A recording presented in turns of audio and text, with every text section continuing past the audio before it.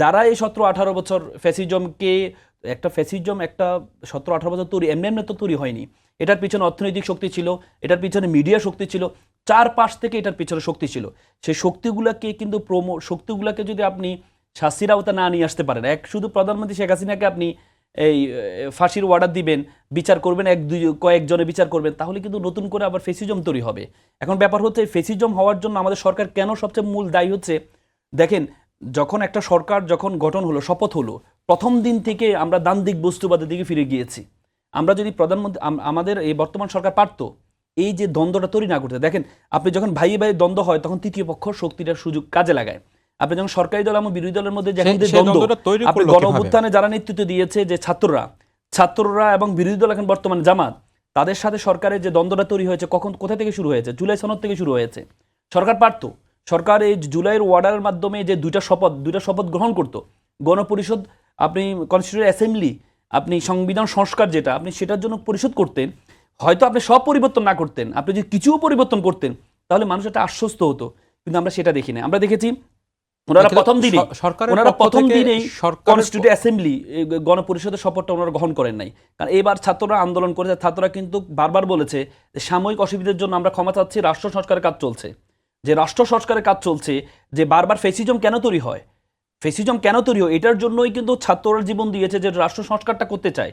এই সংস্কারটার মূল কারণ হচ্ছে আমাদের ক্ষমতার মধ্যে চেক অ্যান্ড ব্যালেন্স নেই, আমাদের ক্ষমতার ভারসাম্য নেই। এই জন্য কিন্তু বারবার আজকে দেখেন, আজকে সবচেয়ে ভয়ঙ্কর একটা বিচার বিভাগ আজকে বাংলাদেশের ইতিহাসে, এটা মানে মানুষ হয়তো ধারণা নেই, বাংলাদেশের ইতিহাসে সবচেয়ে ভয়ঙ্কর ঘটনা ঘটেছে। সেটি হচ্ছে এই যে সুপ্রিম কোর্টের যে সচিবালয়, সেই সচিবালয় আজকে সচিবালয়কে রহিত করা হয়েছে। মানে সচিবালয় বাতিল হয়ে যারা আছে তারা আবার নির্বাহী বিভাগ। দেখেন আমাদের আমরা অনেকেই হয়তো সাধারণ মানুষ সচিবালয় বিষয় জানে না যে সুপ্রিম কোর্টের সচিবালয় এটি কি।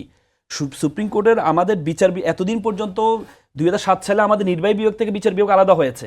নির্বাহী বিভাগ থেকে বিচার বিভাগ আলাদা হওয়ার পরেও আমাদের বিচার বিভাগটা স্বাধীন হয় না, কারণ বিচার বিভাগটা নির্বাহী বিভাগের অধীনে ছিল। এই আপনি কাগজে কলমে আলাদা হয়েছে, কিন্তু এক্সিকিউটিভলি কিন্তু হয়নি, কারণ আমাদের যে আইনমন্ত্রী তিনি পরিচালনা করতেন। কিন্তু এবার অন্তর্বর্তীকালীন সরকার যে অধ্যাদেশ দিয়েছেন, সেই অধ্যাদেশের মাধ্যমে ওনারা এটাকে আলাদা করার জন্য সচিবালয়টা অধ্যাদেশ করেছেন, সচিবালয় প্রতিষ্ঠা করে জনবল নিয়োগ করেছেন। সেই প্রতিষ্ঠিত সচিবালয় যেটা বিএনপির 31 দফা ছিল, বেগম জিয়া 2030 ভিশনের মধ্যে ছিল, এবং বিএনপি 7 দিন আগে যে ম্যানিফেস্টো দিয়েছিল, সেই ম্যানিফেস্টোতে ওনারা বলেছেন, যেহেতু সচিবালয় প্রতিষ্ঠা হয়েছেন, ওনারা বলছেন সচিবালয়টা শক্তিশালী করবেন। কিন্তু শক্তিশালী তো দূরের কথা, ওনারা এটাকে বাতিল করে দিলেন। বাতিল করার মাধ্যমে এই যে বিচার বিভাগে আপনি দেখেন আমাদের অধস্তন আদালতগুলো নিয়ন্ত্রণ হতো হচ্ছে ওই প্রসঙ্গে যাব এই সুপ্রিম কোর্টের মাধ্যমে। আর এখন আমাদের অধস্তন আদালতগুলো নিয়ন্ত্রণ হবে আবার সে নির্বাহী বিভাগের।